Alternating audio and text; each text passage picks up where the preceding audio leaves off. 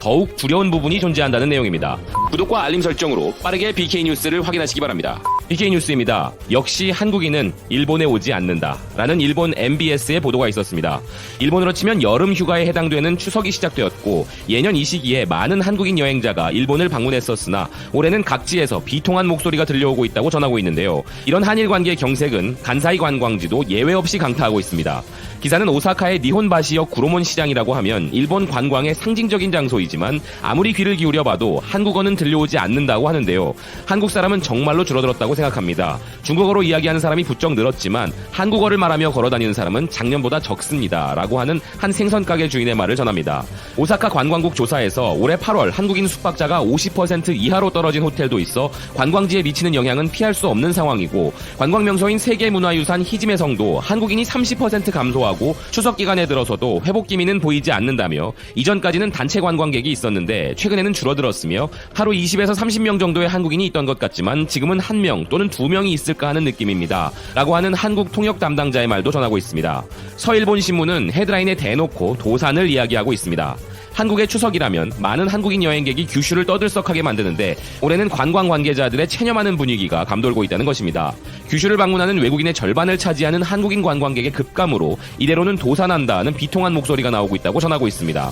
TV 아사히 또한 관련 소식을 전하고 있는데요. 한국의 대형 연휴인 추석이 12일부터 시작이지만 이 시기에 일본으로 쇄도하던 한국 관광객이 격감하고 있다는 소식을 전하고 있습니다. 한국에서 12일부터 15일까지 추석 연휴이지만 한국문화관광연구원에 따르면 일본의 수출 규제 강화 이후 일본 여행을 계획하고 있던 사람의 70% 가까이가 여행을 취소하거나 목적지를 변경하기도 했다며 그중 가장 염려되는 지역은 규슈라고 전합니다.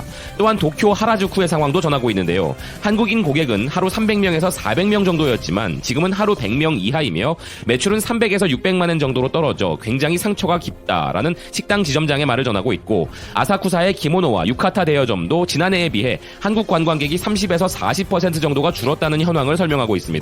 일본 언론사들이 이렇게 일본 관광지들의 비명과 도산 위기를 전하고 있는 내용에 더해 마이니치 신문은 당장의 직접적인 피해 현황보다 더 큰 위기감을 전하고 있는데요.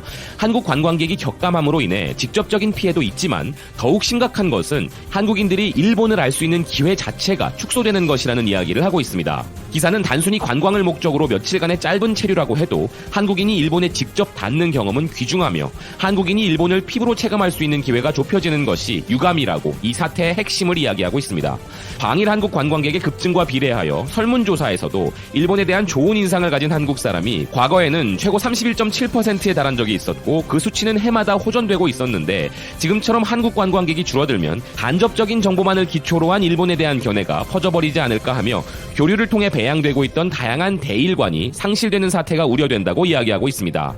일본 정부는 중국과 동남아 등지의 관광객이 크게 증가하고 있다며 평정심을 가장하고 있지만 방일 한국인은 전체 방일 여행객의 4분의 1 가까이를 차지하고 있기에 아베 정권이 내세우는 방일 관광객 4천만 명 목표 달성에 부정적인 것은 분명할 것이라고 이야기합니다.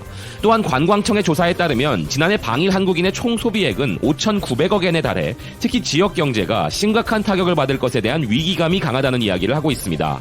끝으로 기사는 여론의 문매를 의식해 지자체나 관광업계가 한국에 대한 목소리를 내기 어려운 승리한 한국 기업이 미국에 있는 최고급 호텔 15개의 주인이 되었습니다. 오늘의 주인공은 바로 미래에셋 대우의 박현주 회장입니다. 1958년 전라남도 광주에서 태어난 그는 고등학생이 되기도 전에 아버지를 여의고 평범한 흙수저의 가정에서 자랐습니다.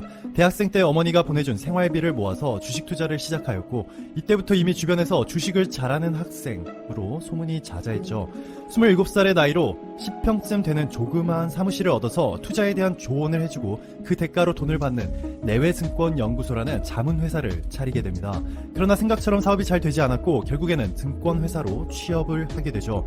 뛰어난 투자 감각과 리더십이 빛을 발하면서 그 나이 32세 동원증권에 입사한 지 5년 만에 최연소 지점장으로 승진하게 됩니다.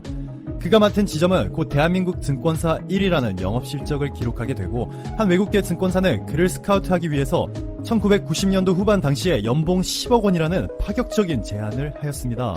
지구상에서 이 제안을 거절할 수 있는 사람이 몇이나 될까요? 당시 대한민국의 1인당 GDP는 현재의 3분의 1 수준으로 1년에 기껏해야 1,000만 원 정도였는데 연봉 10억이면 정말 많은 금액이죠. 하지만 그는 이 달콤한 제안을 거절해버리고 1997년 벤처 캐피탈인 미래에셋을 창업하게 됩니다. 회사를 차린 지 10년도 채 되지 않아서 증권회사 미래에셋 증권과 보험회사인 미래에셋 생명까지 세상에 선보였습니다. 이렇게 폭발적인 성장을 보인 미래에셋은 2016년도에 잭팟을 터뜨리게 되죠. 당시 국내 증권사들 중에서는 NH농협, KDB대우, 삼성, 한국투자, 현대가 탑5였는데요. 이 중에 2위였던 대우를 인수하면서 이름을 미래에셋 대우로 바꾸고 지난해에는 국내 최초로 8조 원이라는 초대형 투자은행급의 자기 자본을 기록하는 최대 규모의 증권사로 도약하게 됩니다. 정말 대단하죠. 박현주 미래에셋 회장이 얼마나 대단한 사람이냐면요. 세계 최고의 비즈니스 스쿨인 하버드 비즈니스 스쿨이 박현주 미래에셋 회장을 한국의 뮤추얼 펀드 개척자라 칭하며 2010년 아시아 금융인 중 최초로 연구 사례로 선정하기도 하였습니다. 연구 내용은 무려 24페이지에 걸쳐 기록되었고 박현주 회장의 성공 신화와 뛰어난 리더십, 기업가 정신을 담아냈습니다. 날카로운 분석과 대담한 투자 결정으로 이번에 또 한 번 전 세계를 놀라게 하였죠. 세계에서 규모가 가장 큰 사모펀드 전문 회사 블랙스톤과 싱가포르 국부펀드를 눌러버리고 미국에 위치한 최고급 호텔 15개의 주인이 되어버렸습니다.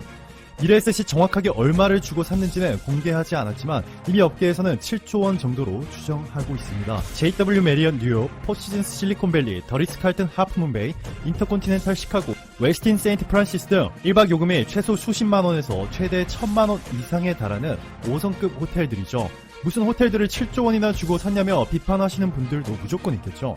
그런데요, 결코 비싼 것이 아닙니다. 이 15개 럭셔리 호텔들의 전 주인이 바로 지난 2015년 한국의 동양생명을 인수한 중국의 안방보험입니다.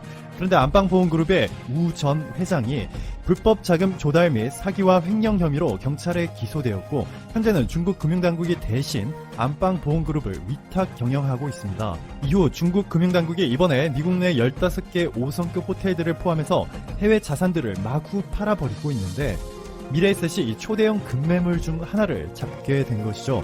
호텔도 호텔이지만 미래에셋은 조만간 아시아나항공의 새로운 주인이 될 수도 있습니다. 아시아나항공의 원래 주인은 금호그룹이죠. 금호그룹의 박상구 회장이 올해 회사 사내 게시판에 올린 글귀 하나 읽어드릴게요. 피를 토하는 심정으로 아시아나항공을 매각하기로 했다. 임직원에게 면목이 없고 민망한 마음이다. 부채 비율이 700%가 넘으면서 유동성 위기를 맞았고 아시아나항공이라도 팔지 않으면 금호그룹 전체의 존폐조차도 확신할 수 없는 상황이 되어버렸습니다. 아시아나 매각은 크레디트 스위스 증권이 담당하고 있는데요. 아시아나 인수 후보로 4곳을 선정하였습니다. 1번 애경그룹, 2번 미래에셋 대우와 HDC 현대산업개발 컨소시엄, 3번 KCGI 사모펀드, 4번 스톤브리지 캐피탈 사모펀드. 이 중에서는 국내 최대 규모의 저가 항공사인 제주항공을 보유한 애경그룹이 유력한 후보로 거론되고 있습니다. 하지만 이번에 미국 내 15개 5성급 호텔들을 미래에셋이 인수할 수 있을 것이라 생각한 이는 전 세계에 몇 안 됐을 겁니다. 650조 원이 넘는 자산을 운영 중인 블랙스톤과 싱가포르 국부펀드가 참여하였으니 확률이 매우 낮아 보였는데 미래에셋이 결국 승리하였죠. 미래에셋의 박현주 회장의 월드클래스 투자 능력에 현대가의 정몽규 씨가 회장으로 있는 HDC까지 미래에셋 대우에 힘을 실어주고 있기 때문에 애경그룹이 자금력이 빵빵한 재무적 투자자를 찾지 못한다면 아시아나의 새로운 주인은 미래에셋 대우 HDC 현대산업개발 컨소시엄이 될 가능성이 매우 높고요. 그렇게 되면 박현주 회장은 대한민국에서 흙수저로 태어나 증권회사, 보험회사, 자산운용회사 등에 이어서 미국의 15개 럭셔리 호텔들과 아시아나 항공까지 손에 쥐게 됩니다. 박현주 회장의 현재 재산 규모는 1조 9천억 원으로